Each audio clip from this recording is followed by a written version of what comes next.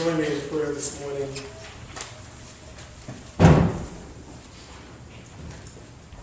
Holy God, we gather to hear your word.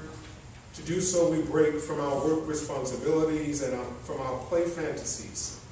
We move from our fears that overwhelm and from our ambitions that are too strong, and ask that you free us from every distraction, that we may focus and listen, that we might hear, that we might change. Amen. In the movie, so this is 40.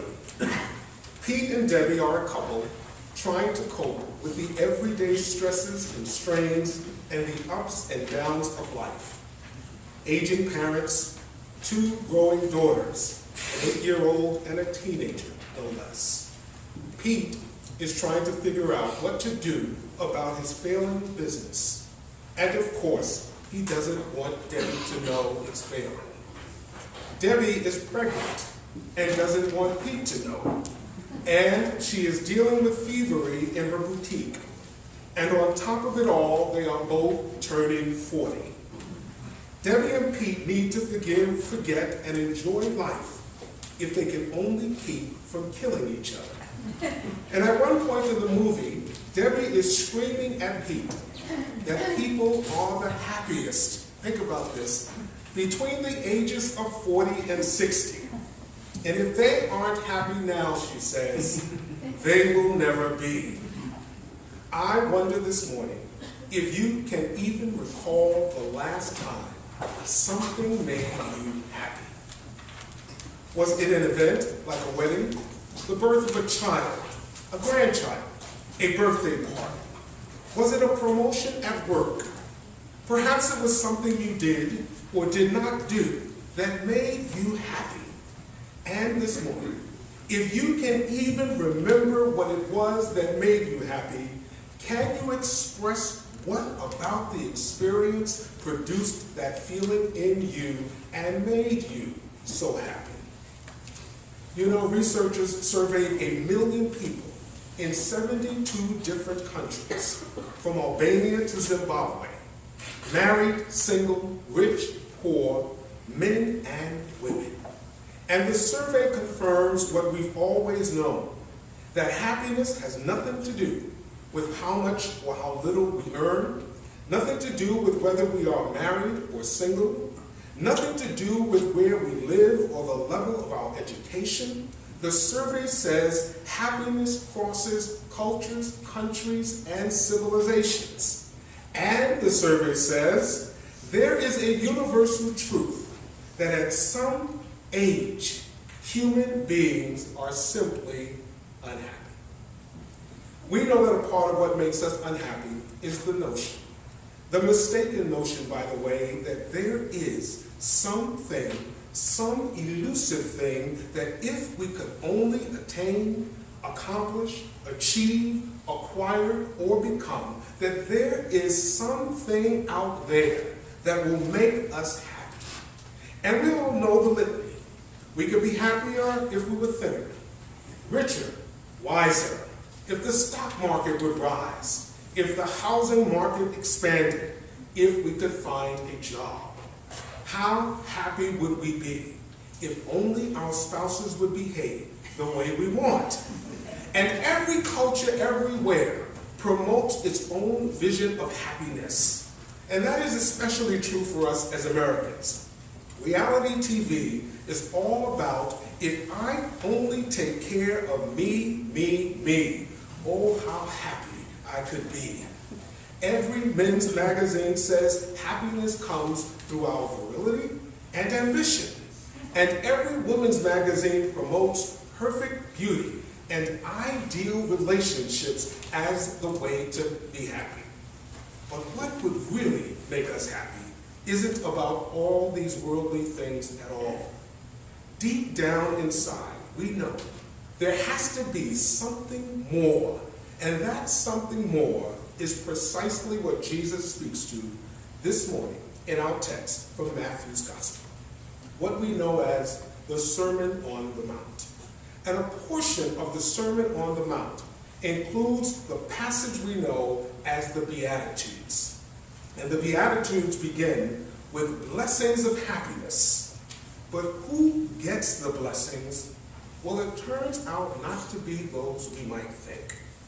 In fact, if you and I were to draw up a list of those who are happy and blessed, we would put the healthy, the wealthy, the carefree, and the wise at the top of our lists. And that is precisely why Jesus' list is so jarring. Because the wrong people, by our culture's standards, are being blessed. Think about it this way. Our culture says happy are those with great prospects for marriage and work because they are going to be successful. But Jesus says happy are the destitute because the kingdom of heaven is theirs. Our culture says happy are those whose loved ones enjoy good health because they won't have anything to worry about. But Jesus says happy are people who grieve because they will be made glad.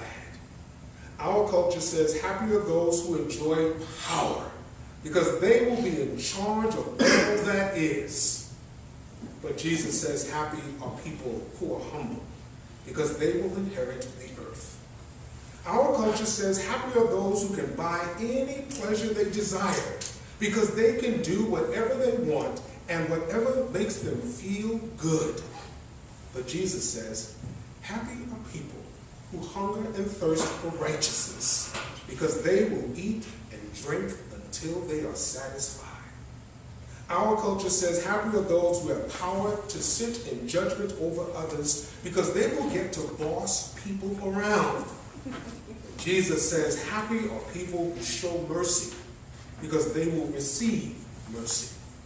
Our culture says happy are people who can run down their opponents by any means necessary because they will be victorious. But Jesus says happy are people who have pure hearts because they will see God.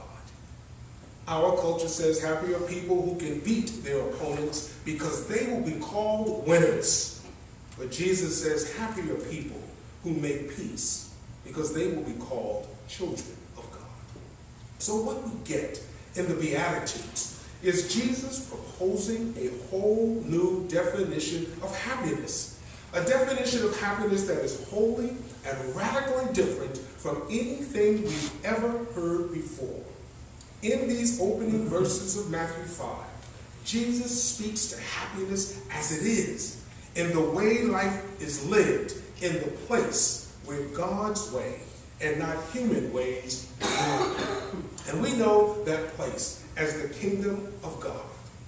But I hesitate to use the phrase kingdom of God, because then we think of a place somewhere in some distant future, beyond the here and now. But what Jesus came announcing is that God's kingdom is here. And if God's kingdom is here, then our call and our challenge is to live our lives as if God is in charge of our lives. To live our lives in the way God created us to live life. Rich, deep, happy, and meaningful. And we can, if we can live life this way, if we, as David Connell wrote in his song, Open Our Eyes, if we can see with God's vision. Everybody, everywhere wants to be happy. The question for us is, where will we seek the happiness we so desperately hunger after? Will it be through the things of this world or the things of God?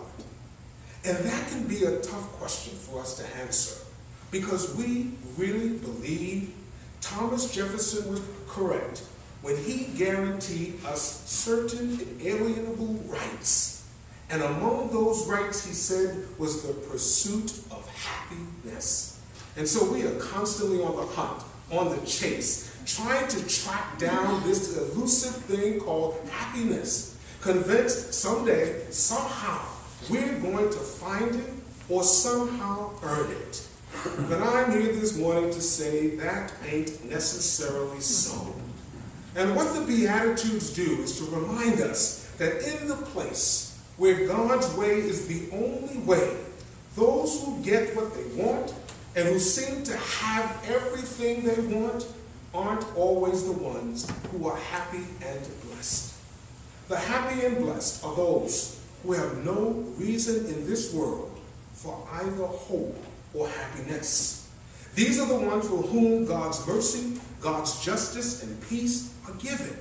And that is why Jesus begins his ministry with promises of blessedness, so that even in tough and testing times, even in the midst of our sometimes hard human experiences, even in those moments when we are mourning, when we are feeling meek, when we are trying to make peace in our lives and with others, even when we are suffering from a poverty of spirit, it is in these moments, our most vulnerable moments, when we are anything but happy, that Jesus declares us happy and blessed. And so here now is the conclusion to this whole matter about happiness. The path to happiness, real, authentic, genuine, and lasting happiness, is not a reward for being healthy, wealthy, wise, or even righteous, or faithful, or even good. Rather, being blessed and happy is a gift of God.